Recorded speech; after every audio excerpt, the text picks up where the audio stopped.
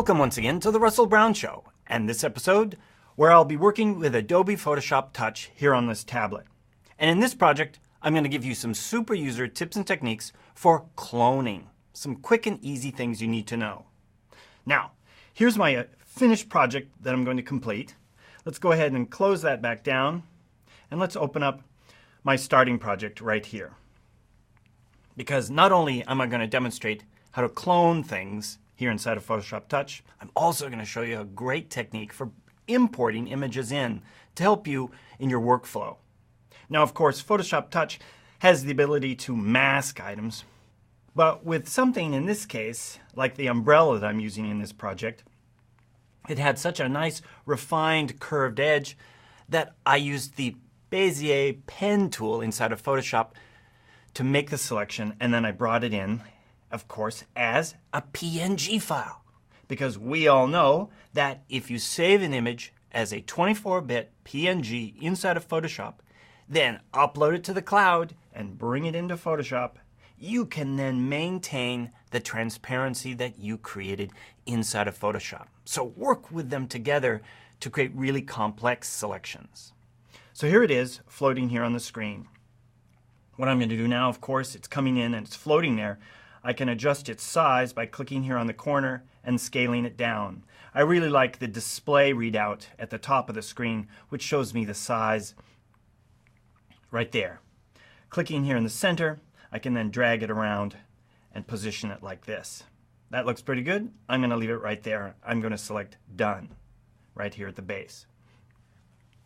Now what I want to do is duplicate this and have multiple versions in the sky looking like they're raining down. So I'm going to take this layer. Let's actually drag this layer back down here to the base here. I'm going to target that layer and then bring it down here. Then let's duplicate this layer with the plus sign right here in my menu, and want to duplicate layer. So I have a second copy. Let's use my move tool up here at the top, and let's move this off to the side, and let's rotate it, just like this.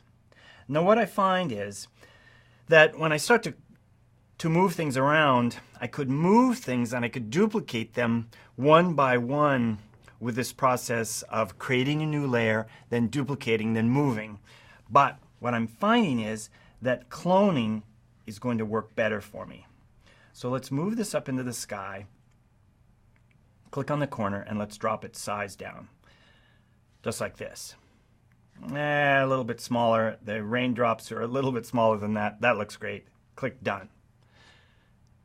So I have one new layer with one umbrella there. What I want to do now is make copies of that. So let's go right over here to my menu, click here, and let's go down to the clone tool right here, the clone stamp tool right there. Let's check out my settings here for my brush size.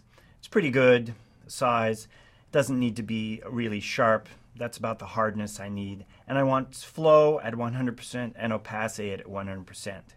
Looks great. Let's close that down. Notice that the source indicator right over here is highlighted with white. That means it's ready and waiting for me. All I do is click once on my screen, and notice that it leaves a marker there indicating what I'm cloning. And now what I can do is go over here and I can start to clone another copy. What I find is this is much easier than going through and copying that layer and moving it around. So let's go ahead, target this again, and let's put another version right over here. So I can start to design the location of my different raindrops. Now the trick here is that I'm going to put these in, and now let's put one more in. In fact, pick up my source, paint with my source. There we go. Now all of these are on the same layer. Here's a great tip and technique. Let's go over here to my marquee tool, and then I'm going to click and drag and select just one of them on that layer. And now I'm going to use my transformation tools to drop these down in size, just like this. So I can create different versions from these different sizes I've made. And transform. So I can create these. Let's move this one over here a little bit more. Done. And let's do one more. Let's do one, a really, really small one. So let's select this one right here and transform. So what I want to do is create enough variations on this theme.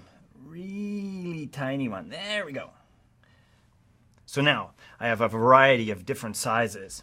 Let's go back over to the clone stamp tool, and now we're armed with the ability to put in different sizes. I can grab that size. I can grab this size and put one there, just like this. So I can start to design exactly the sizes I want and the locations. You're creating a palette of different sized, in this case, umbrellas that you can paint around on the screen. And I find this technique of one layer with the clone tool and then scaling it works really nicely. Okay, let's finish this off and get really crazy here. I'm going to target that layer, and let's make this a little bit wild, a little bit Salvador Dali madness here. Let's go in and add a drop shadow to that background layer. So I'm going to go to my basic effects, drop shadow. And then I can adjust the distance by clicking here. That looks good. Drop my opacity back a little bit. Maybe blur it just a little bit more. That looks great. And apply. Great. Now, for special effects and projects like this, I like to bring in additional layers to add, effects that will help distress the surface and take it away from this looking too real. So I have another layer here that I've brought in, an actual textured layer. I'm going to turn on that layer, and I'm going to demonstrate to you that this layer is currently set in the overlay mode. But if I switch this to the normal mode, you can see that I have its opacity set to 63%. And in normal mode, it takes on a transparent quality, but in the mode of overlay, it then blends in to the background. So bringing in these textured layers can help add some nice effects. And as you saw in one of my earlier presentations about Photoshop Touch, let's bring in that flashlight technique where I use the flashlight and I brought in effects where I use the flashlight to point right into the lens on an active camera fill layer to get effects like this. And there's nothing better. If one looks good, two might look even better to finish off our project.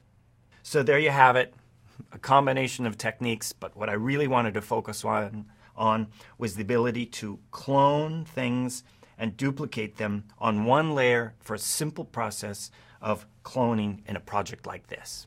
Give it a try.